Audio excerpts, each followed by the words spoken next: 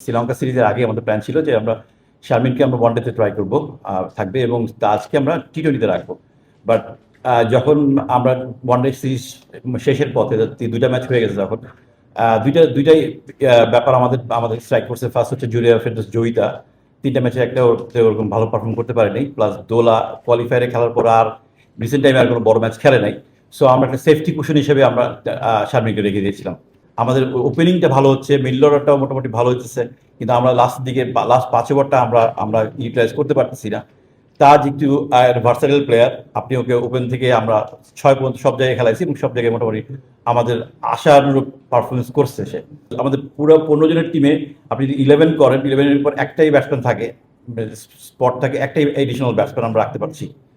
তো সেই ব্যাটসম্যানটা আমরা চুজ করেছি এমনভাবে যে কোনো স্পটটাও কভার করতে পারে in case of injury or performance base. Stats দিয়ে আমরা আসলে বিচার করাটা ভেরি টাফ, বিকজ আপনারা যদি বাংলাদেশ ছেলেদের প্রিমিয়ার লিগ দেখেন, সেটার স্ট্যাটস একরকম, মেয়েদের প্রিমিয়ার লিগ বা এনসিএল এর স্ট্যাটস একটু ডিফারেন্ট, বিকজ এখানে খেলা হয় 8 টিমের। কারণ প্রিমিয়ার লিগে আমি এক্সপেক্ট বলি, যদি প্রিমিয়ার লিগে 8টা টিম খেলা হয়, 3টা টিম মোটামুটি ভালো টিম হয়, বাকি 4টা টিম বা 5টা টিম খুব একটা স্ট্রং হয় না।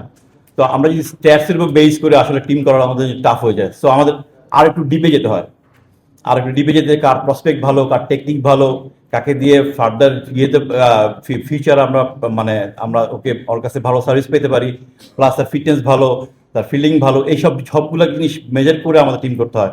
It is tough. আমরা কাজ করছি, স্টিল ওয়ার্কিং অন ইট। আর কিছু জিনিস আছে যেটা রাতারাতি চেঞ্জ করা সম্ভব না, বাট আমরা চেষ্টা করে যাচ্ছি এইটা ইমপ্রুভ করার জন্য। আমার কাছে মনে হয় যে আমাদের ওয়ার্ল্ড কাপে মেয়েরা, ভাইয়া যেটা বললো যে 3টা ম্যাচ, আমি চাবো যে 3টা ম্যাচ যাতে আমরা ভালোভাবে জিততে পারি। মানে আমাদের ওই অ্যাবিলিটি আমার মানে আছে আমাদের টিমের কাছে। আমার কাছে মনে হয় যে ওই অ্যাবিলিটিটা আমার টিমের কাছে, আমি বিশ্বাস করি যে আমাদের মেয়ে জিততে পারবে।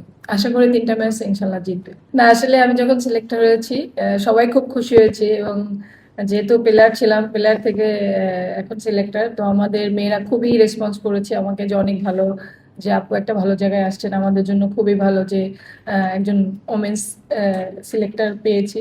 তো খুব ভালো রেসপন্স পাচ্ছে মেয়েদের, সবাই সবাই, শুধু ন্যাশনাল টিমের না, এভারেজ যারা ওমেন্স ক্রিকেট খেলছে সবাই খুব রেসপেক্ট করছে। আমি ওমেন্স মেয়ে, তো সেই জন্য সবাই আসতে পারে, এবং আমিও সবার কাছে যাওয়ার চেষ্টা করি যে কারো কোথাও প্রবলেম আছে কিনা জানার জন্য।